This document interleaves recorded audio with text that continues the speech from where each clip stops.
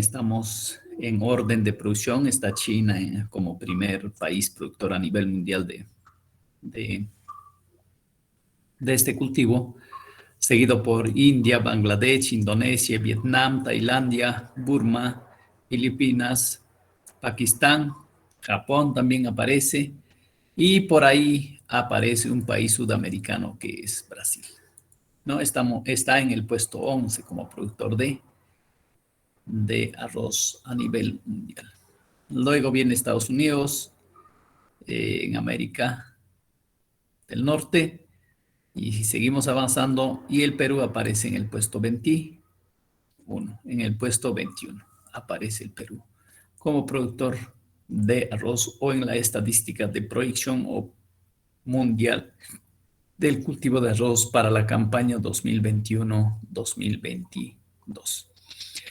Así que por eso, como les vuelvo a decir, que el cultivo de trigo, el cultivo de arroz es mucho más importante que los otros en cuanto a extensión de siembra. En el Perú es mucho más importante. Si bien es cierto, en consumo, pues el trigo supera, ¿no? De alguna forma. A nivel de producción nacional del arroz por regiones, ahí encontramos, ya Rubén nos manifestaba de la costa norte o la selva norte también, lo que es la zona de San Martín. Últimamente ha incrementado su producción, la región de San Martín, en vista de que pues se ha determinado o se ha encontrado áreas que son terrenos que están alrededor de los ríos, sobre todo el río Marañón o los afluentes del Marañón, que son suelos aluviales y fértiles, ¿no? Y sobre todo que hay abundante agua. Luego está Piura, Lambayeque, está Amazonas, La Libertad, y por ahí aparece en el puesto número 6 Arequipa, ¿no? Es raro Arequipa porque generalmente el arroz se siembra en costa norte, y Arequipa pues está en costa sur, o claro, una parte tiene pues costa, ¿no? Así que está en la parte sur. Y sin embargo, todos los otros son costa norte y son selva o ceja de selva. Pero acá aparece Arequipa en el puesto número 6 como productor de arroz. Viene Cajamarca y otras regiones. Acá quería detenerme un poquito.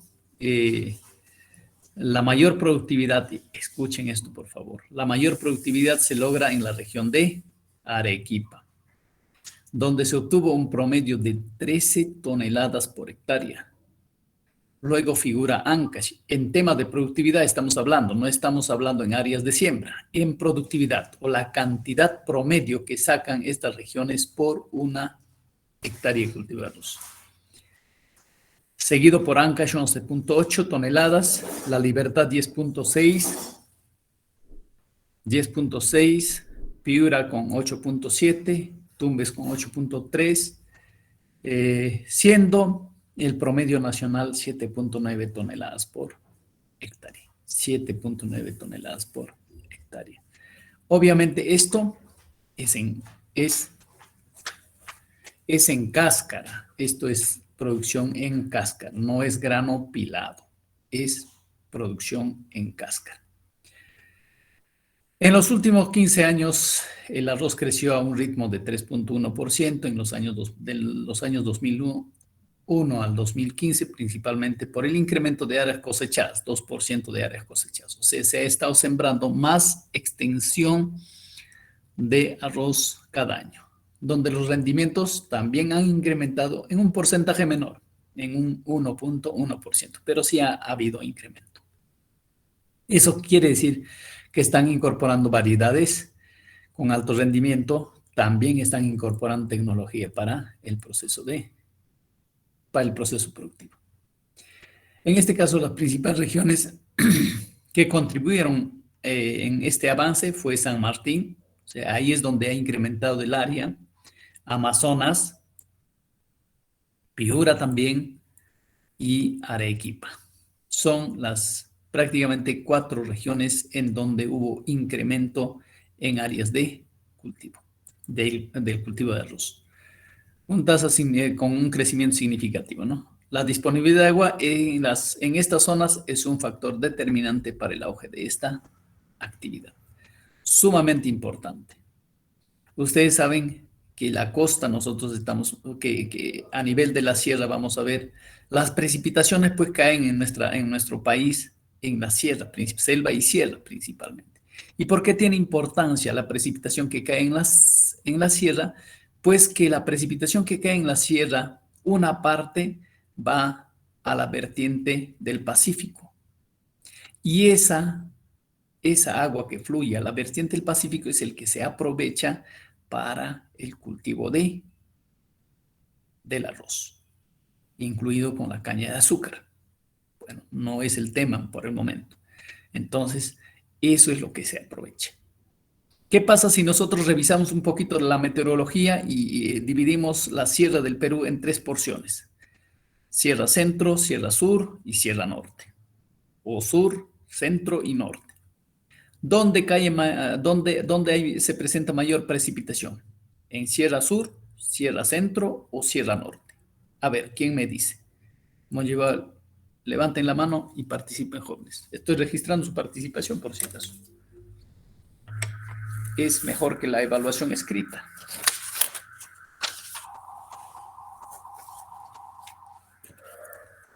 ¿Quién nos dice? ¿Dónde llueve más? ¿Dónde cae mayor precipitación? Rápido, jóvenes. Sierra Centro sería, ¿no? Freddy dice Sierra Centro.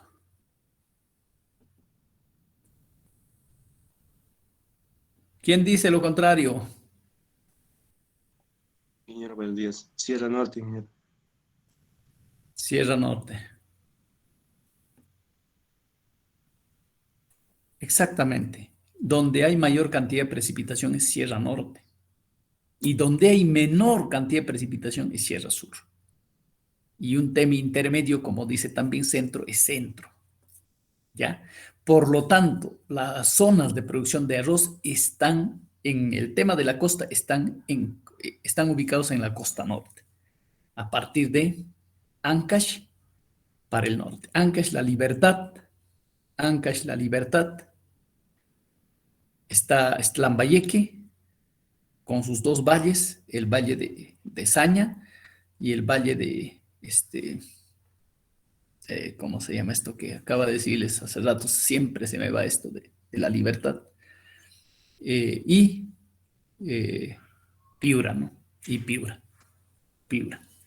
Son las regiones donde se produce mayor cantidad de... Arequipa es una excepción. Arequipa siempre es una excepción. ¿Ya? Tienen que participar, estar atentos y participar, porque ya pues este curso es un curso final de su carrera, así que después de este ciclo ustedes ya son nuestros colegas, así que tienen que empezar a usar y manejar la información que ustedes han adquirido durante su formación profesional. ¿Ya? Un poco reflexivo. Vamos entonces, continuamos. Entonces, bueno, eso es lo que sucede en nuestro país con respecto al cultivo de arroz. Vamos a ver alguna historia del origen del arroz, ¿no? Hay muchos autores que citan un lugar, otro lugar, pero en realidad dicen dos especies de arroz cultivada, una de origen asiático, que es la Oryza sativa, y la otra de origen africano, que es la Oryza glaberrima stout. La que nosotros sembramos en nuestro país y la que está más distribuido en el mundo es la Oryza sativa. ¿Ya? Asegura este autor, Topolansky, asegura con bastante certeza que los cultivos se extendieron en primer lugar en Asia y Oceanía y luego fue desplazándose hacia África y Europa.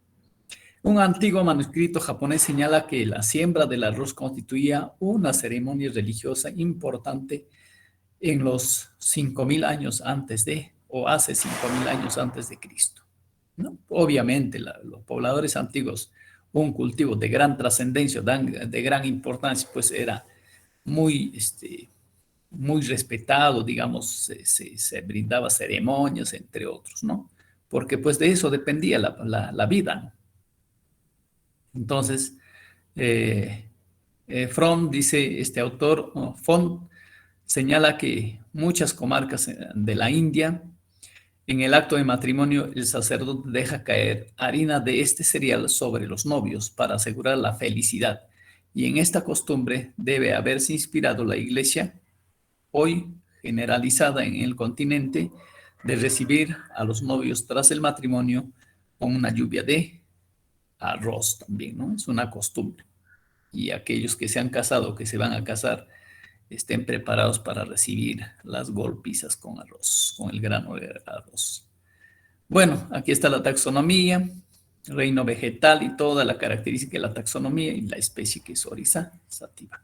Morfología del cultivo de arroz, órganos vegetativos, raíz, pues es una raíz de tipo fibrosa y adventicia. Dice las raíces seminales, como en caso hemos repasado ya en el campo el tema de la raíz del trigo, la cebada, la avena, y es lo mismo, ¿no? La raíz seminal que se origina de la radícula y son de naturaleza temporal, y lo que va a mantener a la planta son las raíces adventicias o secundarias que nacen de los primeros nudos del tallo. El tallo es erecto, cilíndrico y hueco, como en caso del trigo, cebada, entre otras, pero la ventaja es que tiene una consistencia intermedia entre el trigo y la cebada, vamos a decir. Es un tema, es un tallo de consistencia intermedia. No es tan suave como el caso del tallo de la cebada, ni tan lignificado como el caso del tallo del trigo, sino es un tallo de consistencia intermedia de estas dos especies. Tenemos ahí algunas características, la lámina o parte expandida. Acá está las características de la hoja ya. La hoja, ¿no? Tenemos la vaina foliar, el estandarte, la aurícula, están en cada lado de la base de las láminas, eso lo vamos a ver más adelante. La lígula es una estructura triangular de textura semejante al papel, justo por arriba de la aurícula, entre otros. Algunas características. Y los órganos florales, el caso del órgano reproductor del arroz es de una forma o una forma que se llama con el nombre de la panícula. Es lo mismo decir con la inflorescencia de la avena, ¿no? De forma panícula. Entonces, esta va a contener una gran cantidad de flores y por lo tanto también va a contener una cantidad de frutos o granos a la cosecha.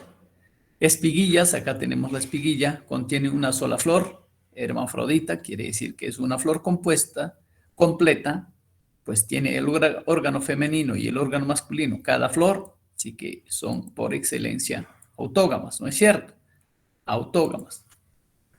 La flor cuenta con 6 estambres, un pistilo, 2 estigmas, 2 estilos plumosos y un ovario. La flor está envuelta en una lemma, o lemma también se llama, lemma, y una pálea, la que más tarde constituyen la cáscara del arroz. Esto sí me gusta, porque hemos revisado ya estas estructuras en caso del trigo y vamos a ver también en la cebada. Así que es lo mismo. En caso del trigo, las estructuras que protegen a la flor, ¿qué cosa es? La gluma, la lemma, o lema también, y la pálea. En caso del trigo, pues dentro de esa estructura va a desarrollar el grano o el fruto, ¿no? Botánicamente llamado como fruto, comúnmente llamado como grano también, o semilla. Y en el momento de la cosecha, la lema y la gluma, la lema y la pálea se desprenden y el grano queda libre. En caso del arroz, ¿qué dice? Que pues la lema y la pálea constituyen una estructura como una cajita y dentro de esa está el grano. A eso se llama la cáscara del arroz. O sea, el arroz no es como nosotros vemos, así blanquito, no se produce. Pues eso cada grano está dentro de una estructura, dentro de una cajita llamada cáscara, que no está tan adherida como el caso de la cebada, no está tan adherida. ¿Ya? Y por lo tanto, el proceso de pilado es un proceso diferente. El número de espiguillas puede variar entre 50 a 500, dependiendo, ¿no? Panojos de 10 a más de 30 centímetros entre otros. Esto ya es muy variable dependiendo de la variedad y las condiciones en lo que uno va a producir el cultivo de arroz.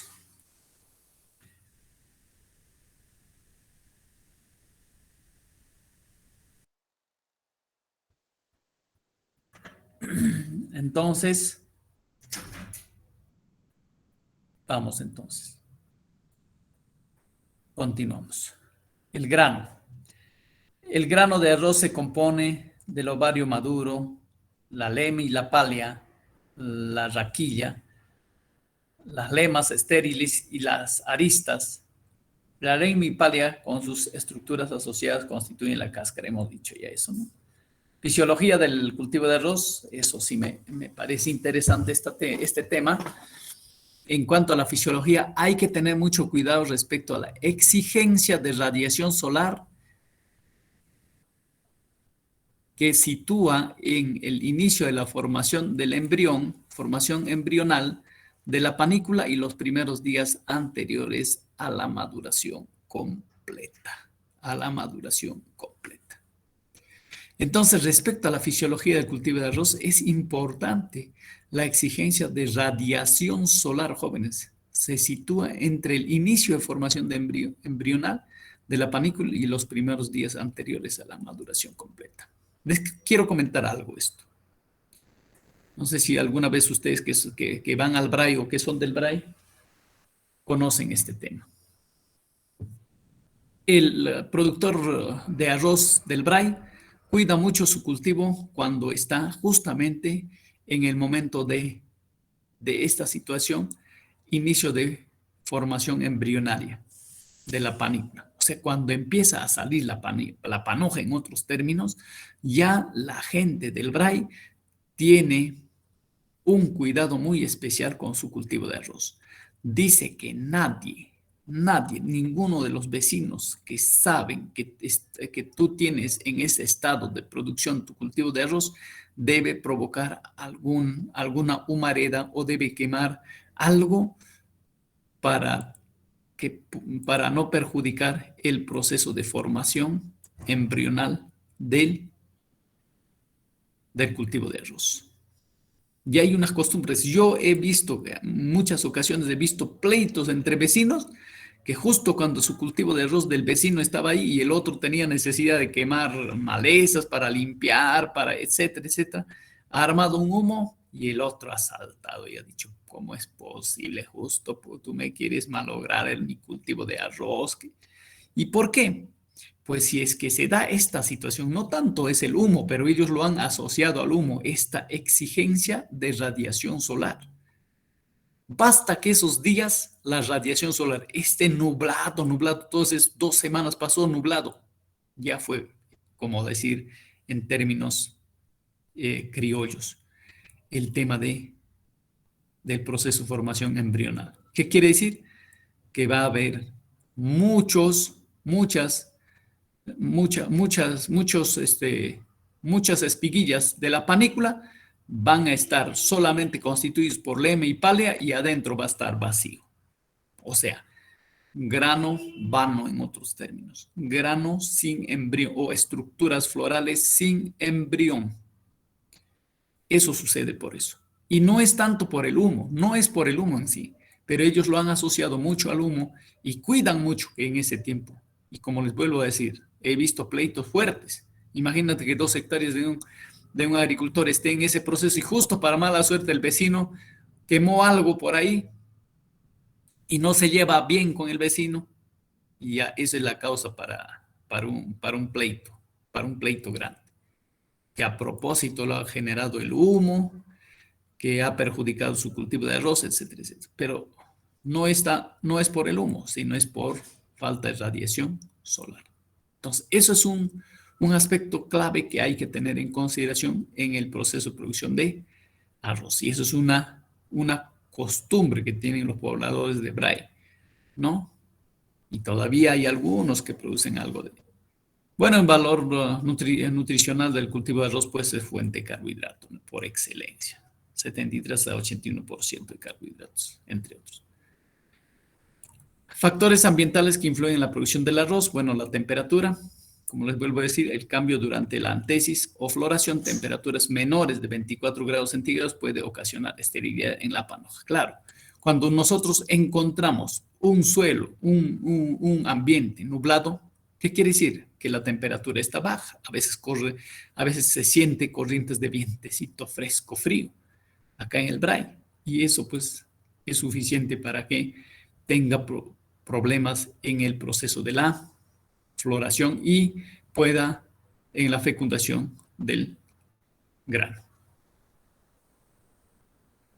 O en la fecundación del óvulo, ¿no? Mejor dicho. Precipitación, la producción arrocera, secano, depende de la precipitación. La cantidad mínima de agua por estos cultivos oscila entre 300 a 400 milímetros, ¿no? Esto no es por año, es por campaña, ojo, por campaña. Radiación solar, es importante la radiación solar. Los vientos por el tema del ácame, no vaya a ser que se tumbe, y ahí acá también es importante elegir la variedad correcta, ¿no? La variedad que no sea tan alta, ¿no? Cuando el cultivo es más alto, es más propenso al ácame, al tumbado por efecto del viento. ¿Eso se produce, ingeniero, en la selva? Claro que sí, se produce también en la selva. Fotoperiodo o en la costa norte, ¿no? Fotoperiodo, el tema de suelos, el suelo que se adapta, el cultivo de arroz es entre 5.5 a 6.5 en caso de secano y de 7 a 7.2 cuando se trata de arroz acuático o en pozas. Pues, ¿no? Eso es la exigencia del cultivo de arroz. Pues que en caso de la selva, de ceja de selva, se siembra pues arroz después del rosco. Su compañero Frey decía, ¿no?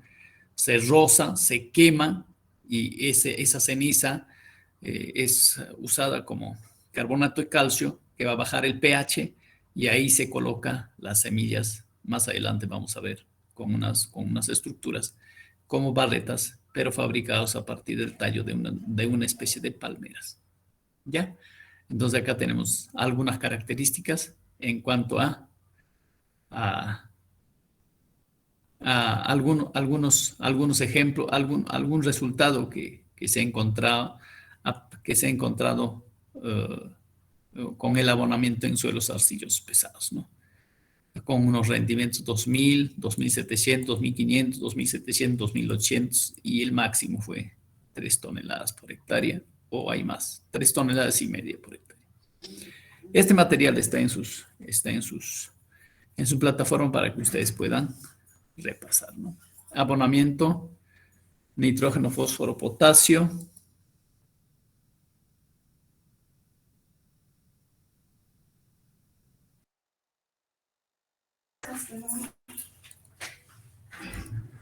Ya, entonces ahí tenemos. Extracción de nutrientes según el autor. Durante el ciclo vegetativo, pues extrae aproximadamente entre 15 kilogramos de nitrógeno, 8 kilogramos de fósforo y 4 kilogramos de potasio. Y esto se va a determinar con el análisis de suelo. Otro autor que indica otros niveles de extracción también. Dependiendo del estudio, pues se maneja informaciones diversas, ¿no? En cuanto al nitrógeno, ustedes saben que el nitrógeno es importante para la planta, para el cultivo, especialmente en el cultivo de arroz. Por eso los arroceros actualmente están diciendo que va a haber una disminución de producción de arroz por el alto costo del nitrógeno y obviamente va a mermar la extensión sembrada. Y creo que no solamente para el cultivo de arroz, sino en la mayoría de los cultivos va a suceder eso, ¿no? Características de deficiencia de nitrógeno, esto lo hemos visto con todos los detalles en el curso de fertilidad de suelos, el tema de fósforo en el suelo, lo mismo, su absorción, cómo se absorbe, cuáles son los síntomas de deficiencia en la planta, cuáles son las ventajas, el aspecto del potasio, etcétera, etcétera. Ahí está también el aspecto del potasio. ¿Qué importancia tiene en el cultivo, ¿no? Y la deficiencia de potasio, qué problemas va a traer consigo. Y finalmente vamos viendo estas no son variedades muy nuevas, en los cultivos de arroz y todo lo demás, las variedades también ustedes van comparando un ratito este cuadrito, me dan un cinquito por favor, van observando.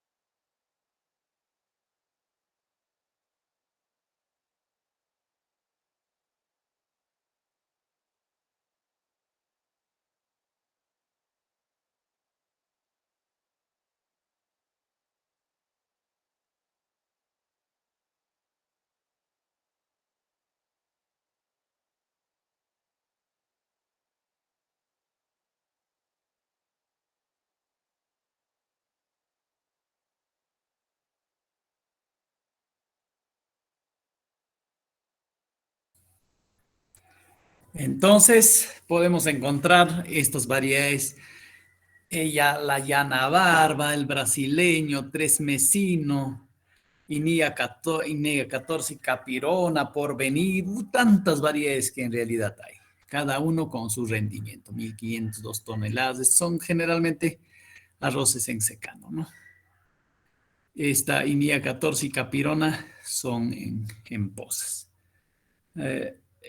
Variedades cultivadas en la costa, que están algunas variedades, el Inti, Nailamp, Ir 8, Chancay, Minavir, Mochica, Biflor, entre otros. Y en tema de cultivo de arroz, cada rato va saliendo nueva variedad con sus correspondientes bondades. Y su rendimiento también, su periodo vegetativo, altura de planta y su rendimiento también va por acá, ¿no? Obviamente. 9, el INTI 9.5 a 12.5 toneladas, de 9 a 11, de 10 a 13, el IR 8, el Chancay de 6, el Minavir de 6 a 7, el Biflor de 7.5 a 8.5, entre otros.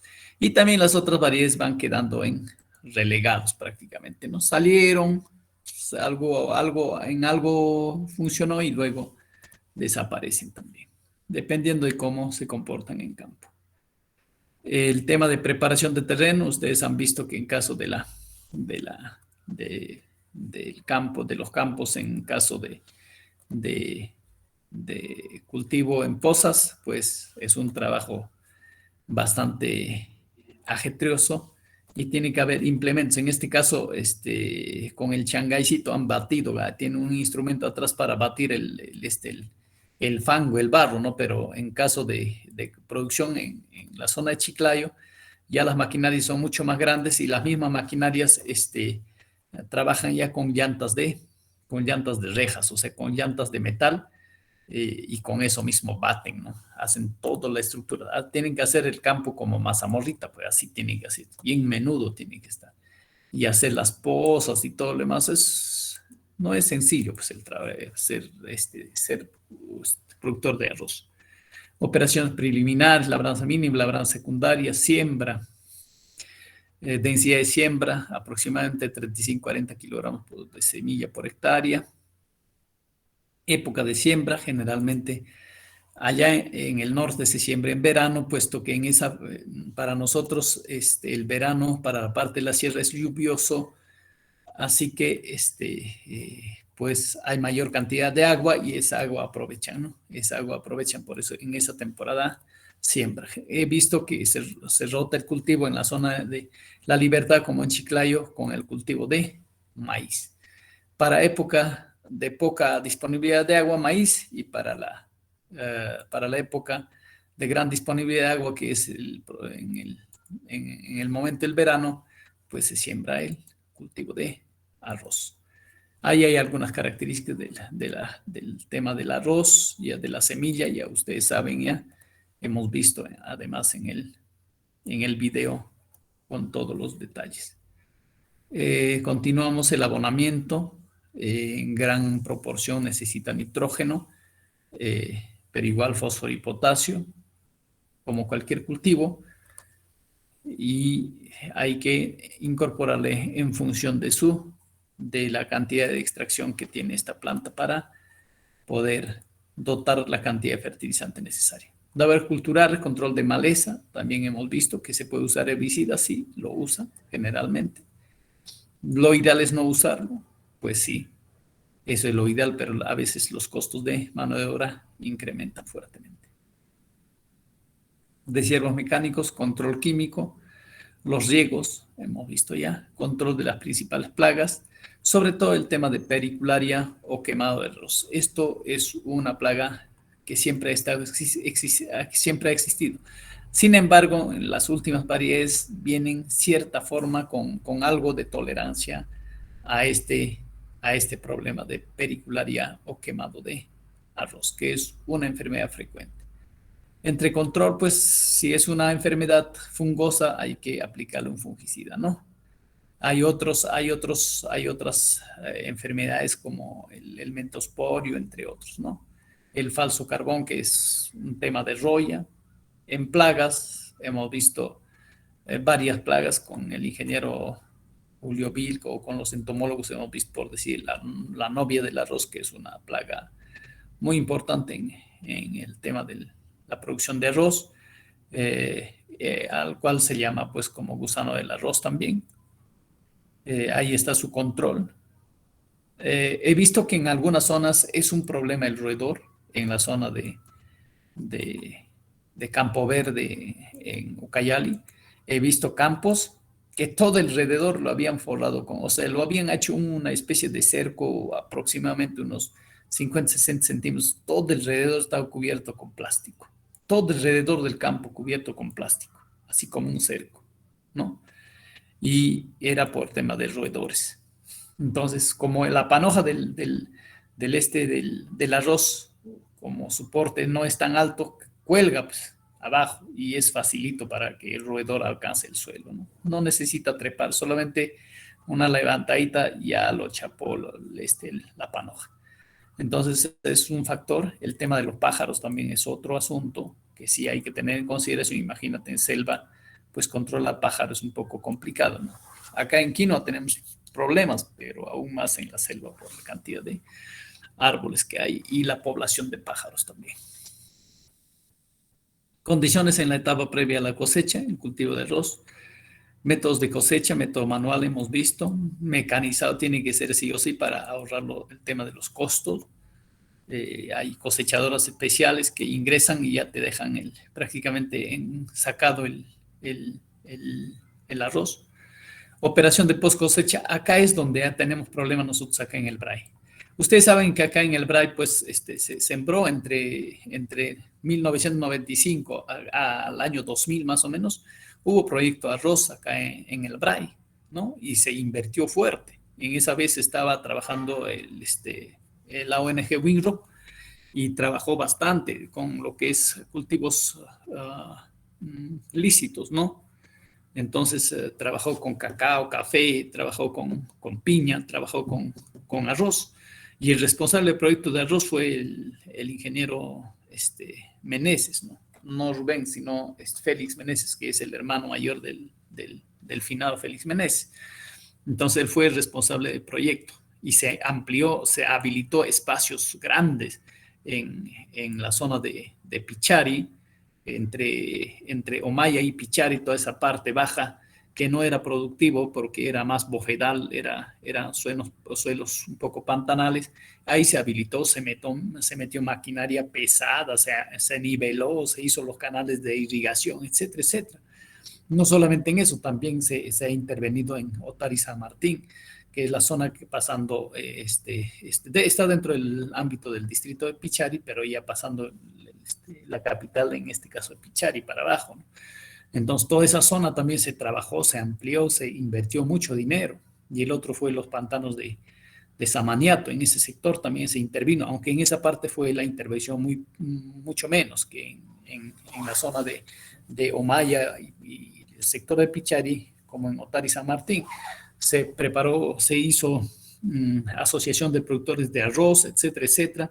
Se les dotó de maquinaria, equipos, piladoras, etcétera, etcétera, pero lamentablemente, como les vuelvo a decir, para ser arrocero hay que nacer.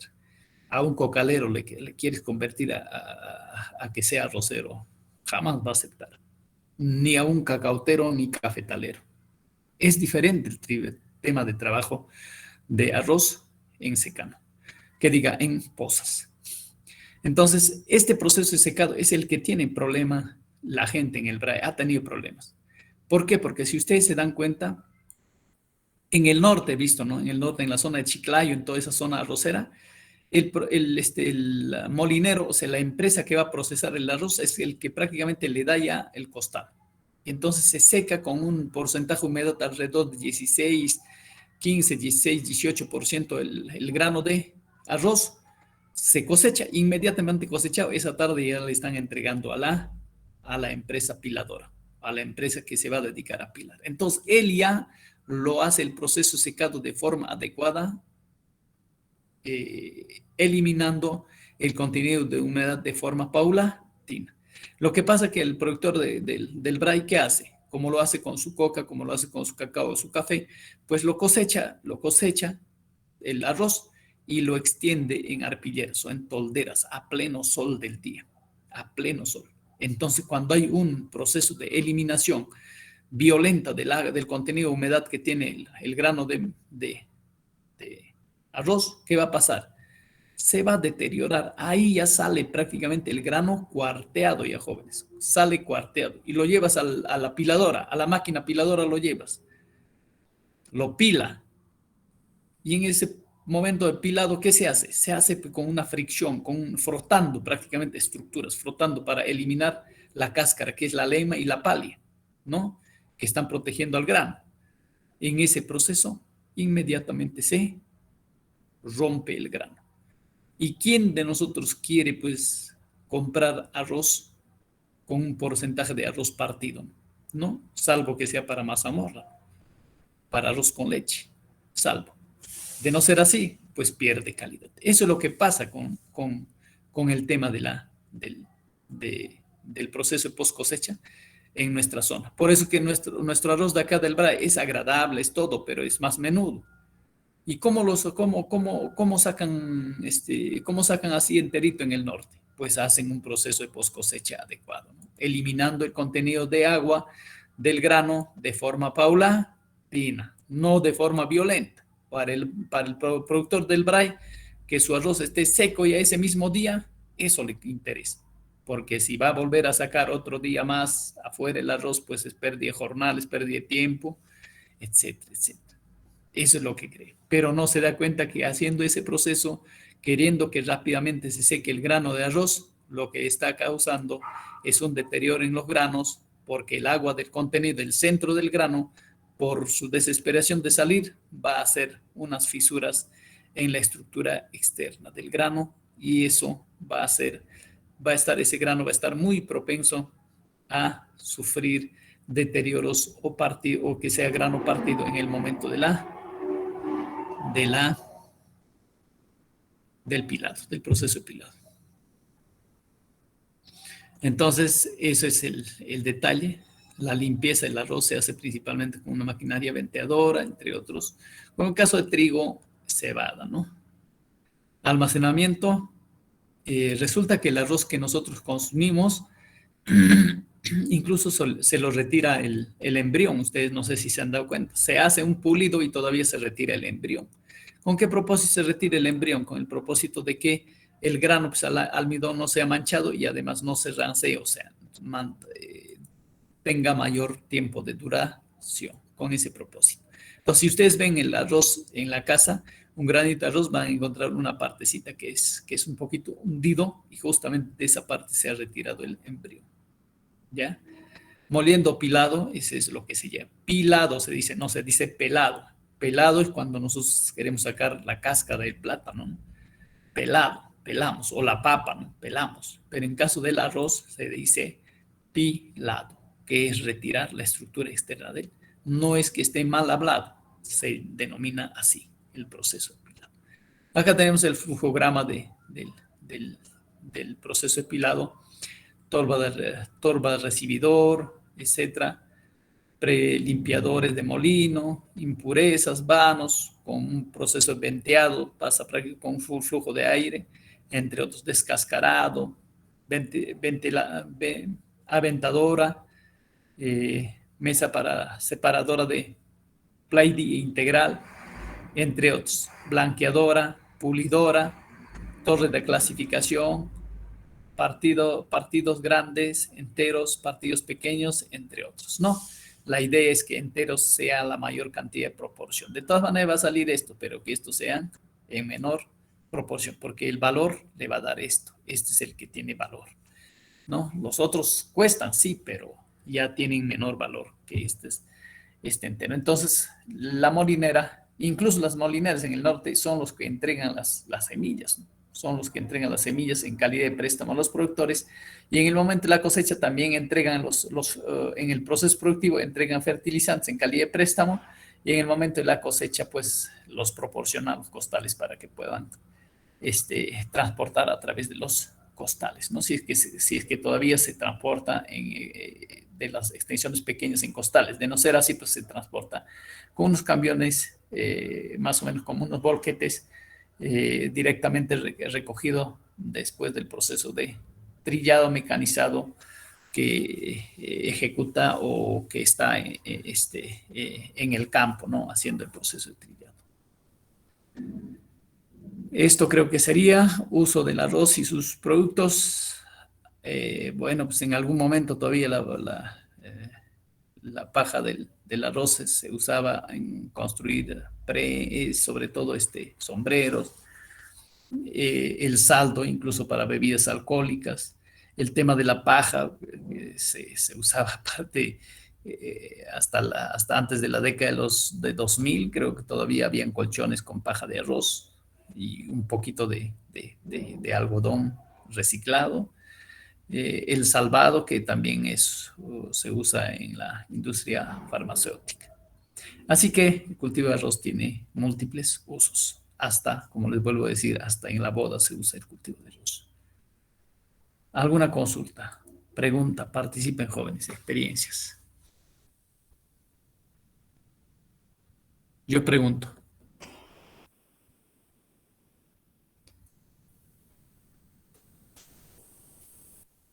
Se están yendo de la clase, creo. Ingeniero, de repente tengo un comentario nada más. Últimamente se está dando mucho énfasis al uso de la cáscara de arroz por el contenido de silicio.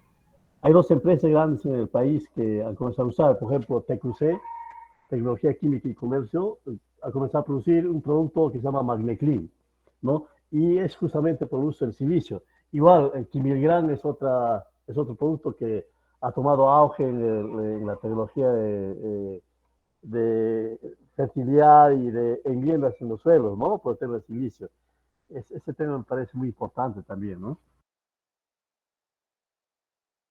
Excelente, Rubén, me parece correcto. Sí, pues cada día se va descubriendo también estructuras de- o algunas partes que ya anteriormente se usaba solamente para la producción de aves, por decir, ¿no? Se usa bastante para la producción de aves, sobre todo de pollos, pues como cama, ¿no? Pero tiene tanta importancia y también el suplemento de animales. Y en este caso, Rubén nos está indicando que hay trabajos de investigación eh, para la producción de microelementos o de elementos menores que sí son importantes para el proceso productivo en la agricultura, ¿no? Es importante. Anteriormente recuerdan que nosotros comíamos bastante, era barato el hochayuyo, ¿no? En el comedor, ni qué decir, en el comedor era pues a la semana siquiera una vez estaban hochayuyo. Ahora ya no dan, porque ya eso se ha industrializado, pues, ¿no? Entonces ya eso está yendo para un proceso de producción de abonos orgánicos, vamos a decir, abonos foliares, ¿no? Entonces ya se ha industrializado, así que ya no es tan fácil de conseguir uno el famoso cochayuyo, ¿no? Para consumo. ¿Alguna otra intervención, jóvenes?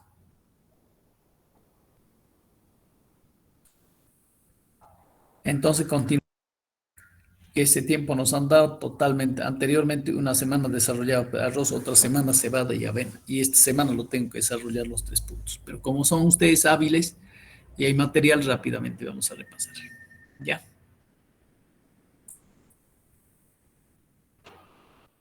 Bueno, esto es una guía de producción de cebada en la Sierra del Perú. Ahí está estoy con mis exalumnos en el Centro Experimental Canán, cuando todavía no teníamos cerco y todavía era dueño la universidad. Bueno, ahí estamos. Ciertamente el cultivo de cebada es una especie que no es nuestra, pero gracias a su adaptación y al medio ambiente que tenemos en la Sierra del Perú y a sus múltiples usos que tiene esta especie, pues le acompaña al productor más humilde en nuestro país y creo que en la sierra, no solamente en nuestro país, sino en Latinoamérica, ¿no? Entonces, es difícil que falte el grano de cebada en un hogar eh, del campo. Así que la cebada se puede usar como forraje para dar de alimento al ganado. Lo podemos usar el grano lo podemos usar para alimentar los animales, los cerdos, pollos, gallinas, cuyes. Podemos usar para que se pueda, para la alimentación de las personas, ¿no? Un morón americano no es más que la cebada pilada. No porque es morón americano es un morón que viene de Estados Unidos, no, es la cebada pilada. Ese tipo de proceso se llama comúnmente en el mercado como morón americano. Y luego el moroncito que normalmente se produce, ¿no? Entonces tiene varios usos el tema de la cebada. Y va a haber cebada prácticamente desde el nivel del mar hasta los 3.600, 700 metros sobre el nivel del mar. Ahí está la taxonomía entre cultivares, las que he encontrado en Cajamarca, en la sierra de Cajamarca, encontré en la sierra de Huánuco, encontré en la sierra de Ancash, encontré en la sierra de Tacna, bueno, al sur en la zona de Lucanas. Y la que todavía perdura en el campo es esta variedad 180. Antes de que saliera esta variedad, había otra variedad que llamaban cebada común y eso fue diezmado como hace pocos años atrás, 2019, 2020 creo, o de 2018 se presentó el problema de roya en caso del café. Los productores de café fracasaron en todas las cejas de selva que nos del café. Así hubo una plaga de roya y prácticamente diezmó con toda la producción de cebada común. Así que justo acá caló esta variedad 180. 180 es una variedad lanzada por la Universidad Nacional Agraria en el año 80, en el año 1980. Ingeniero, ¿y hasta ahora vive esto? Sí vive, porque tiene una característica de ser tolerante, hasta diría resistente a la roya, a las principales variedades de roya. Y después salió la 196, que de alguna forma en algunos sectores se siembra, pero no tiene no ha sido tan difundido como la 180, ¿no? Y la última variedad que lanzó los Andenes del Cusco es la variedad San Cristóbal, ¿no? Pareciera que fuera lanzada por nuestra universidad, pero no. Este nombre le pusieron y lanzó el INEA los Andenes del Cusco.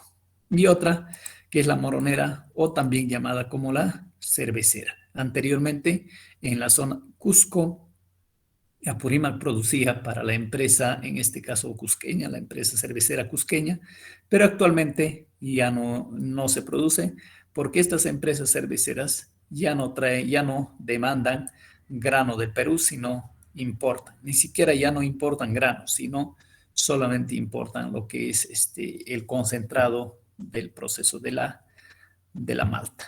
Entonces, solamente en el Perú lo que hacen es una formulación nada más ya, ¿no? Y si es que lo usan en muy poca cantidad. Por eso que no hay demanda de cebada. Entonces, esta moronera era una cebada de 2 carreras nomás, tamaño de grano obviamente grande, pero en rendimiento no iguala a las que son de 6 carreras, como son la 180, 196 o la San Cristóbal, lanzada últimamente. Ahí está las raíces, la morfología de las raíces adventicias, como ya esto es un repaso de lo que es el trigo, el arroz, entre otros.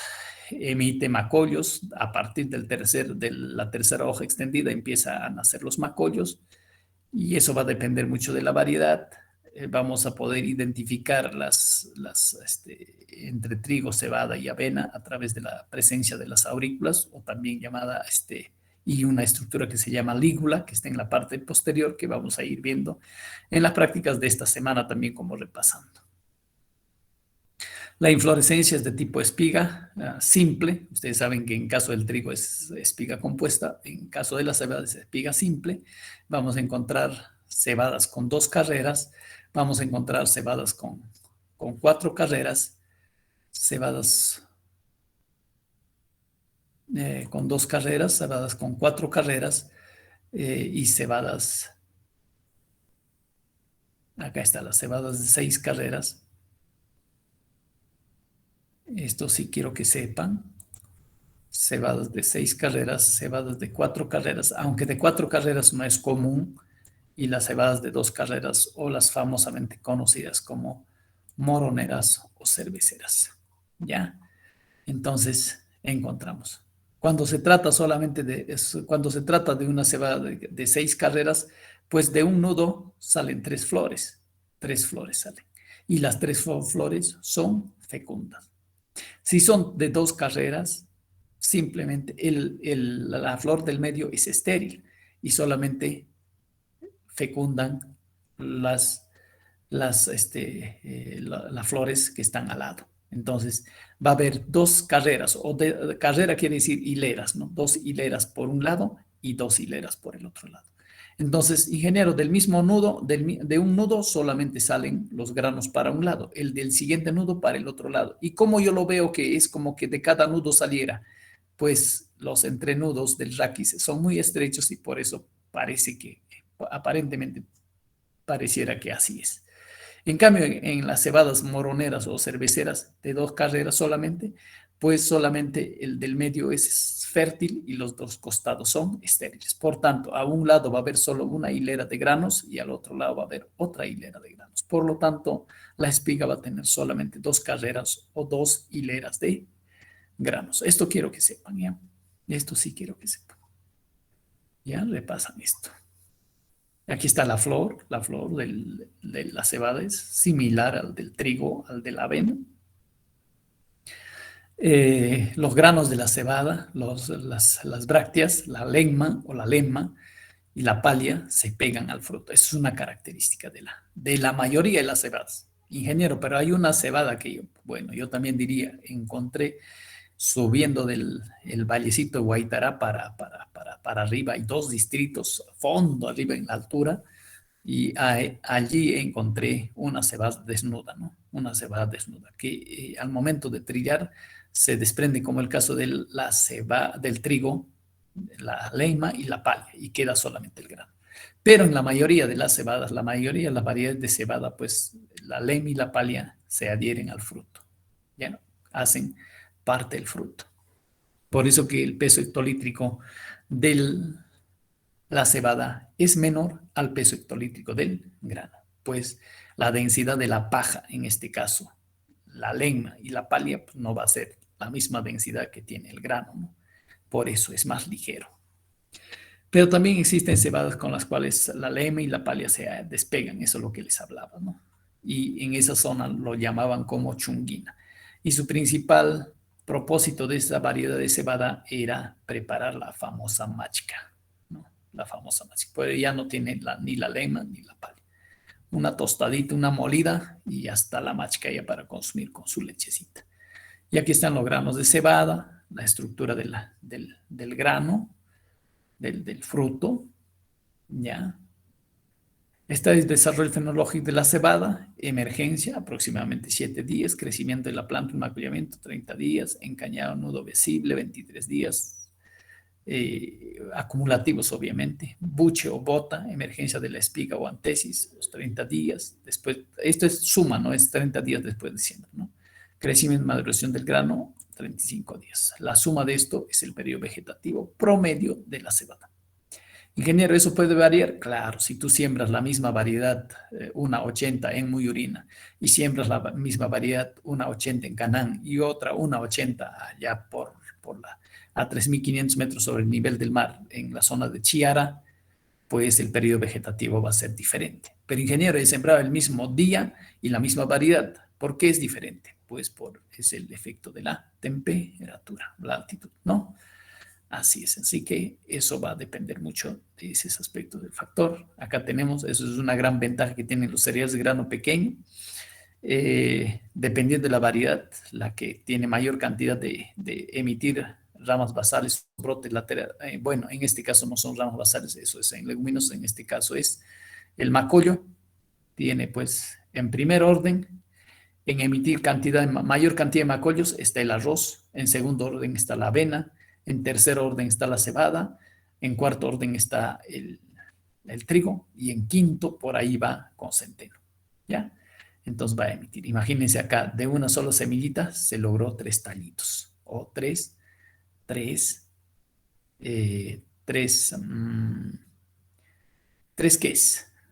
3 espigas, pues no, 3 espigas. Imagínense cada espiga 40 nomás, de un solo grano, 4 por 3, ¿cuánto sería?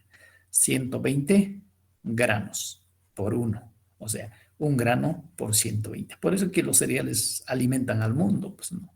Gracias a Dios, porque hay una bendición de multiplicar a tanto por ciento por uno. Y eso es cuando nosotros estamos considerando solamente 40 granitos por espiga. Imagínate que si fuera buena producción y 50 granitos por espiga, son 150 granos por una sola semilla sembrada. Composición, fuente de carbohidrato, obviamente, y tal, 65-72%, requerimientos edafoclimáticos, el clima, la temperatura del suelo, es que ahí esta cebadita se adapte. Y por su precocidad también, porque el periodo vegetativo es corto, ¿no? Solo que tiene un problemita, que el tallo no es tan lignificado como el caso del trigo. Por tanto, su problema con respecto al acame, o sea, tumbado, es mucho mayor. Y sobre todo cuando se siembra en terrenos muy fértiles o después de jalpares de papa, etcétera, entonces la plantita empieza a elongarse y a crecer grande y justo está formando la espiga, y el peso ya lo tiene acá, está en grano lechoso y viene un viento, pues lo tumba con facilidad, ¿no? Y cebada, planta tumbada, es simplemente prácticamente planta sin cosechar, ¿no? Pero ingeniero, si se ha tumbado, se ha inclinado un poco nomás, pero ahí formará su grano. Sí puede llegar a formar grano, pero ya es presa fácil para el ataque de las aves. Ahí se almuerzan las aves. Como ya está tiradito, ahí nomás se tira encima, se sientan y ya está. Consumen antes de que llegue a la madurez fisiológica o próxima a la madurez fisiológica. Preparación de suelos, rotura de suelos, en suelos en los meses de marzo y abril, si es que es suelo. Estos son trabajos que hemos realizado en la zona de la mar, un proyecto Fondo Ítalo-Peruano en aquellos tiempos, en el 2007, si no me equivoco, ¿no? Ahí se hizo los trabajos, ahí está el colega. También se hace este proceso de la zona en el sector de, ¿cómo se llama este sector? En la zona de Jasanja, ¿no? Utilizando yunta todavía. Ahí está el proceso de siembra de cebada. Ahí tenemos trabajando con maquinaria, también con yunta. Acá en este día que se han juntado 4 o 5 yuntas en un solo terreno. Primero han hecho el proceso de remoción del suelo, o barbecho que llaman, y posteriormente se echa la semilla y están en proceso de tapado de semilla. El proceso de tratamiento de la semilla, un desinfectante, pero en caso de trigo o cebada yo veo que es innecesario. Innecesario más, te contaminas y contaminas el medio ambiente. Así que eso ya es la pericia del especialista que va a trabajar, ¿no? Aquí hay algunas épocas de siembra, variedades tardías, variedades intermedias y variedad precoz, por decir. Y todos son una 80, una 80-96, una 80-95, una 80-90. Y la última, como les vuelvo a decir, INIA, no sé qué números es esa variedad San Cristóbal, ¿no? Métodos de siembra, al voleo, podemos hacer en surcos, sobre todo para semilleros generalmente vale la pena hacer este proceso. Se coloca la semilla, la siembra mecanizada, después de tirar, bolear la semilla, pues se pasa la maquinaria, la arrastra y va tapando. La fertilización es relativo si el suelo es suelo de donde se está rotando con cultivo de papa. En realidad la cantidad de nutrientes es mínimo. Hay que tener cuidado con el tema de fertilización. Si lo vas a aplicar mayor cantidad de nitrógeno, obviamente hasta no puedes cosechar. Acá está en proceso de macuallamiento, pleno macuallamiento, se está fertilizando. Acá ya el campo está mucho más desarrollado. Y bueno, esto es en valle, esto es en la parte más alta.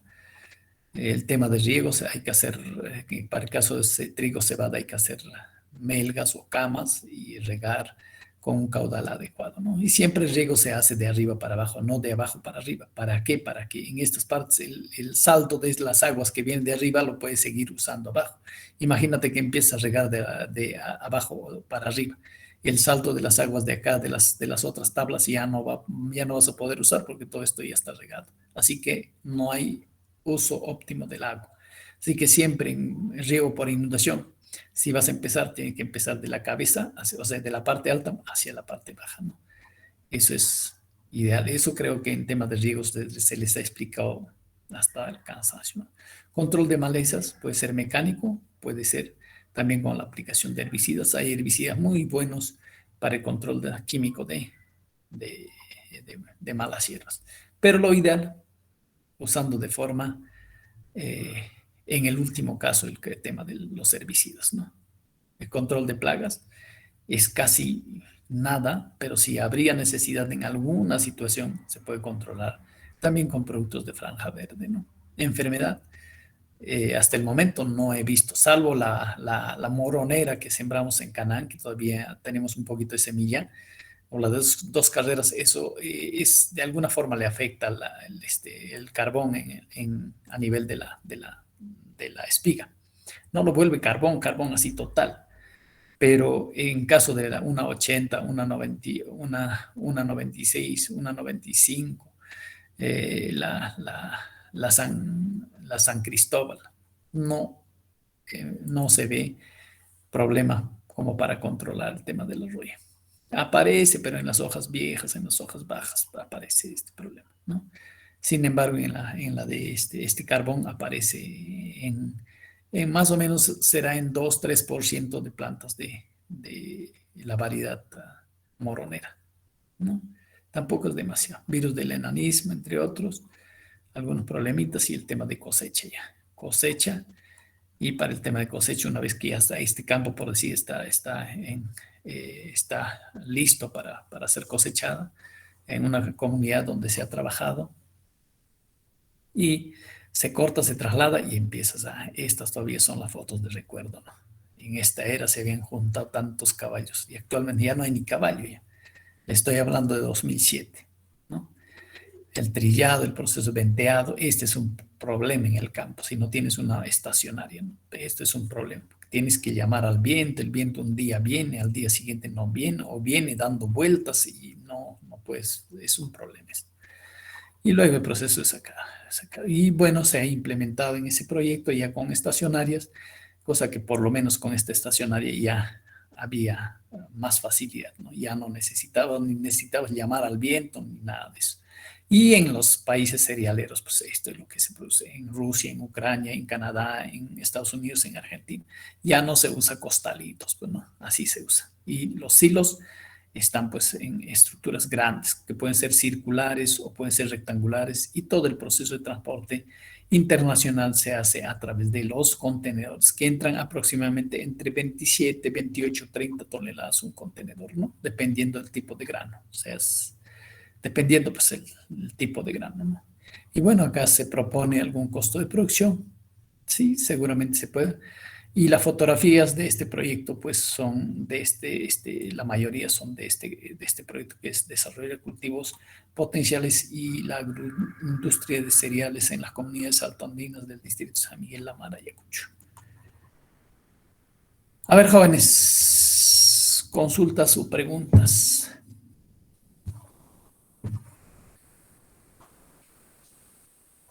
Para la clase del día jueves nos tocaría solamente avena, rápidamente avena, y desarrollamos algún ejercicio ya. Y esperamos en esta semana podemos desarrollar algún ejercicio para el siguiente, para el examen, y el día sábado, el día domingo examen. Quedamos, jóvenes, para que se conecten con su otra clase. Nos falta 3 minutos solamente. Ingeniero, Juan. disculpe, no sé si hay posibilidades de poder postergar el examen de esta semana para la próxima. Es que como se vienen las actividades de festividad de danza, y creo que hay algunos compañeros también, como mi persona, está participando en esa actividad. No sé si habría esa, ¿cómo se llama? No sé si habría esa posibilidad, ¿no? Porque como esta semana vamos a estar todo a full el ensayo, no hay ingeniero, el viernes, sábado y domingo es el concurso. No sé si nos podría facilitar o sí se va a llevarse a cabo el examen, ingeniero. De todas maneras, Juan, el examen ya está previsto. Hemos tomado, porque también estamos viendo cuándo va a finalizar el semestre, y más, si nos vamos a retrasar, ustedes se van a recargar para el último examen. O sea, acá no hay cosas de otro mundo. Repasen, ustedes estén atentos a la clase, anoten los puntos relevantes de la clase y listo. O sea, acá no tienen que trasnocharse, no tienen que pasar toda la noche repasando. Esto es un curso aplicativo ya para ustedes. Así que no es como un curso de fisiología, un curso de anatomía o un curso de entomología donde tenemos que aprender los nombres, etcétera, que nos hace demandar mayor. Este es un curso aplicativo. Así que repasen, si es posible, vuelvan a ver, está en YouTube ese pequeño video, anoten los puntos relevantes y repasen, y nada más. Más no hay que hacer. Por eso el día domingo no es en la mañana, es en la tarde, ¿no? Es a las 4 de la tarde. Y el examen, yo estimo que va a ser alrededor, yo propongo que debe ser 50 minutos. Si es más, 1 hora, pues eso será. Adelante, Freddy. Ingeniero, el examen es la clase que avanzó el ingeniero Lurkin más, ¿no? Así es. Los temas que ha avanzado el ingeniero, el doctor Lurkin, más estos temas que estamos avanzando esta semana. Arroz, cebada y avena, que vamos a desarrollar el día jueves, avena, ¿no? ¿Ya? Y sobre los materiales que se está proporcionando, no hay de dónde va a venir, cómo va a venir, ¿ya? Así que tranquilos, por favor, no se me estresen. Quedamos jóvenes, Dios lo bendiga. Un abrazote. Ya, ingeniero. Hasta Muy luego, bien. ingeniero.